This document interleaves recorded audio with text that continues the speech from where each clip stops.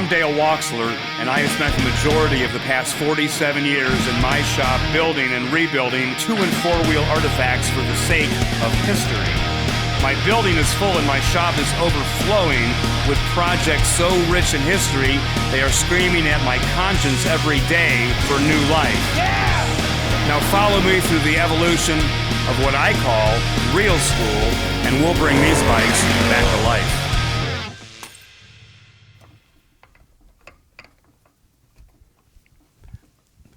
Progress was made on the 46WR till about 2 o'clock in the morning, and a lot of progress. I got the whole chassis kind of lined up. What I'm doing right now is I'm installing the 5 original lug nuts. These are the 5 lug nuts that probably came with this bike in 1946. The reason I know that, if you look inside, there is all painted the same color. That's silver on both rims. Lug nuts got the silver on them, brake drum. And when they go back on, you can see one thing. They've always been on the same motorcycle. So the real legitimacy of this motorcycle is pretty incredible. The other thing that we did is we got the sheet metal bolted on it permanently, got the throttle cable hooked up, seats on it, haven't bolted the pad down yet. Made an interesting discovery. This bike didn't come with a set of fuel tanks, but it did come with that blue fender. And I realized when I was assembling the bike and I was looking for some bracketry, this original blue fender is an original WR fender. The reason I know that is the way it's cut. It's actually been stamped at the Harley factory. In other words, that bend line all the way around the skirt of the fender goes all the way around. Now on this bike, I've used a non-valence kind of a flat track fender. This is the original fender with the original brackets. You can also notice on the original bracket that the mounting was trimmed as opposed to this one going for the rear fender. It's a long story. This is the real deal, but this one looks pretty good. Now what we're doing, since we got the chassis done, is we're going to be working on the crankshaft today. Tonight I'll be assembling the lower end. But something pretty fun, I was getting ready to put the shifter up here. Got the shifter arm on it. So I went to look for a shifter gate and I found 2 or 3 of them. But before it was all over, and this is a real school lesson, I found 9 different versions of a 3-speed shifter gate for a 45, and these were only used from 1937 to 1946. And believe it or not, we have this version. You can see that one's different. These have different slotting. I know this one came off a 39, and these are both right-hand shift tanks for an export model. They're both different. These 2 are different. Those 2 are the same, and that's 47 and later. So that's the lesson that I taught myself last night, is there's 1, 2, 3, 4, 5, 6, 7, 8, 9, 10 different versions of a Harley shifter gate for actually less than 10 years. Go figure. Let's go check out this engine. Well, this is it, the 46WR motor. I worked on it a little bit last night, got some of the parts cleaned up, and what an engine. We're going to talk about the cylinders next time. They're on the shelf. That's a story in themselves. The valves, the way the bore is made, it's pretty incredible. But this WR engine built in 1946 is actually very special because it's extremely low mileage. We fiddled around with the rods yesterday, and what we've determined is we're probably going to have to lap these rods out to get a main bearing fit. The one thing I wanted to mention about parts, you're looking around here, you don't see any tools. So the part of this operation that I'm doing, you actually don't need any tools. May kind of surprise you. It's actually 2 hands and a little ingenuity. Get this crankshaft fit. 1 tool to tighten the crankshaft, put it in the stand, and from there the WR engine actually goes together pretty good, and I hope that's what I'm doing tonight.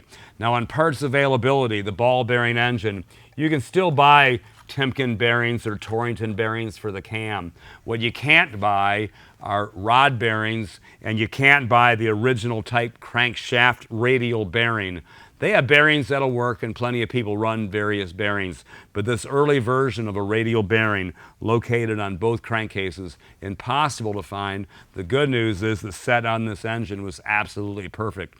So my secret weapon on where Dale finds his parts for WRs kind of goes back into the 90s. I bought the stash of Leonard Andres, California race tuner. Deluxe built 7 Daytona winning engines. His son Brad won 3 Daytonas. Long story. And I also got the pile of parts from Ralph Barrett. Ralph tuned for Kel Ressweber, George Roeder, and his history is long and far. But when I got all the parts from Leonard Andres, Brad Andres, there was a set of drawers with lots of bearings like that, rod bearings. Come on over here, I'll show you where I find my special parts, and we're gonna come back, lap out a set of rods, and rebuild a Harley WR lower end right in front of your eyes. Here we go. My secret set of drawers right here, these came from Leonard Andres, and inside these drawers are all kinds of treasures, KR valve guides, XLR parts, all aluminum XR 750 parts. But my favorite drawer is this drawer right here, because in this drawer when I got these, what I found was literally dozens of sets of WR rod bearings. These are all brand new. Most of them were wrapped in old paper, and I built a lot of WRs, and I've been in this drawer a lot. The other day I was in here and I found I have about 4 engines left, so don't ask. Anyway, rod bearings in hand, time to get to work. You know, Brad Andres told me about the drawers when I got all of his stuff, and he said his dad, the famous Daytona engine tuner, kept all his special parts in those drawers. When I went through those drawers after I got the parts from Brad, I realized he was right. Those drawers hold the treasure to racing bikes from days gone by, and now I'm the guy who gets to handle them. Well, I got my new Leonard Andres connecting rod bearings, cages, and I was micrometering, measuring these with a mic, and finding out that these are 1/2 of a thousandths oversized. If these rods are standard, that means I'll have to take about 1/1000th out of these rods. So the tool that we use is the sun and hone. Now the process to do all of this doesn't really take that long. It's really a matter of just kind of a little bit of guesswork, knowing how much we're taking out of these. That comes from experience. And then after we refit the rod bearings, then this crankshaft will go together kind of like this with the rods in the middle, goes into a truing stand, and we'll have a crankshaft. And I think I can do all of this work in 30 minutes. Start the clock. And here we go.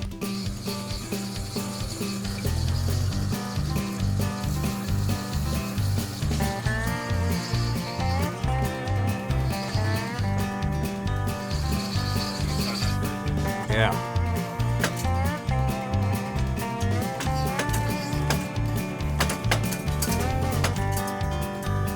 Come on, baby. Well, I jumped into this project in great haste, and I realized my sun and hone really wasn't warm. It's been pretty cold out lately. Had to get that machine warmed up. Nothing wrong with the rods, nothing wrong with the lube. That machine was ice cold. Okay, here we go. It's like a sewing machine. Come on, belt, hang in there.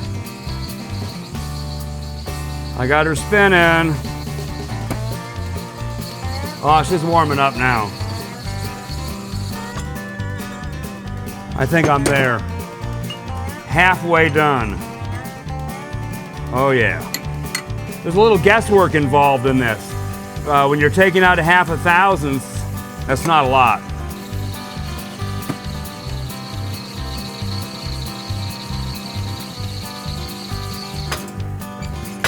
I think I'm there. I washed all my parts with Citrol in hot water. Wash them dry, parts are clean. You gotta have clean parts if you're gonna build a clean engine.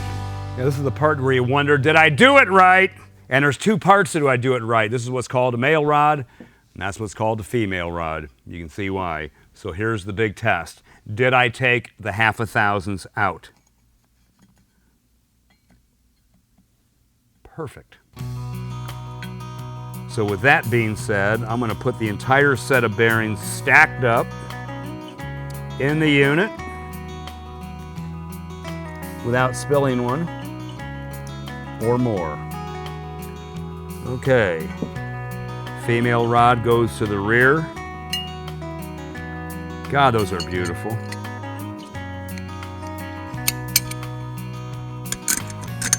That's perfect.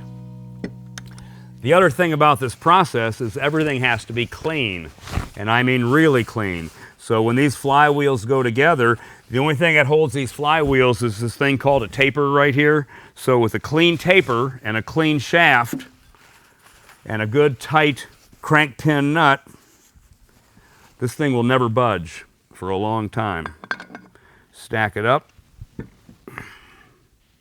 Crank pin nut.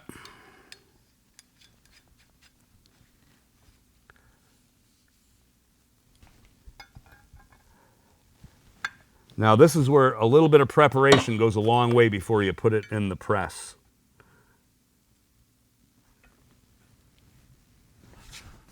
Also, very important, always a brass hammer, never a steel hammer. These flywheels are cast steel, they're very brittle, and they will break.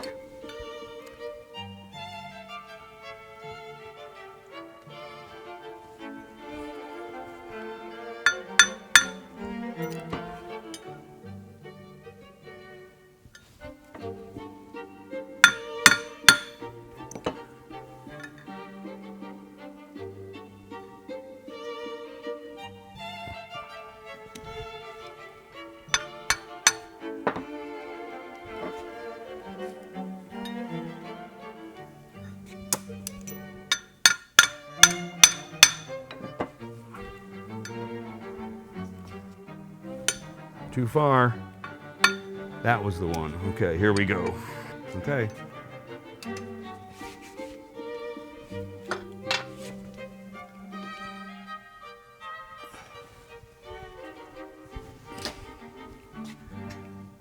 I don't know many people that actually use this process that I use to do a crankshaft.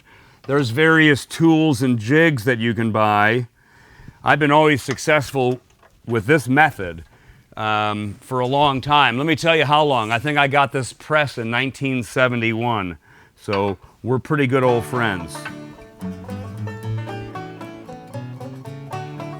A little bit at a time.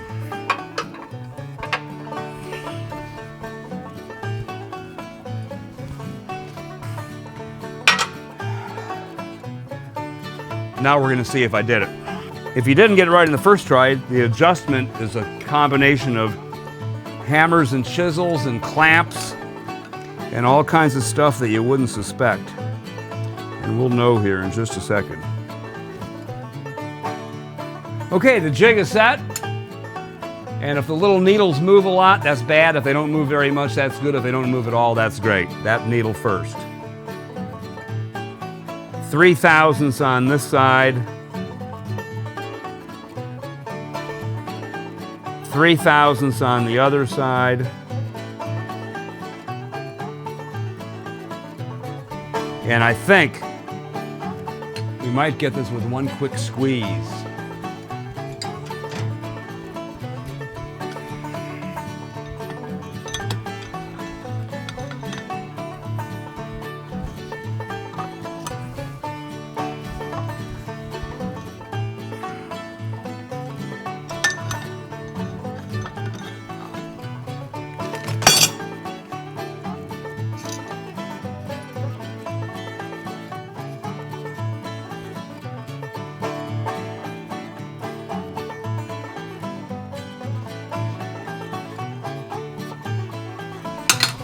It's kind of a difficult set. It's not going quite as easy as I thought it might. But we will persevere. But meanwhile, my clock is running out. And I hate it when that happens.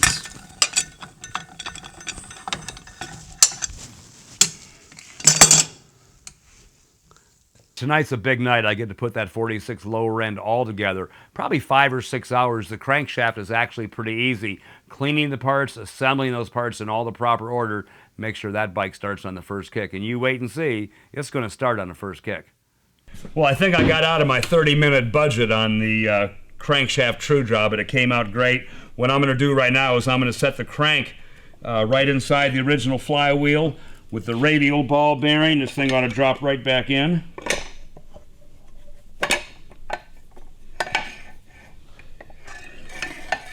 It's going to sound better when the other half is on it. And tomorrow night, that's what we're working on.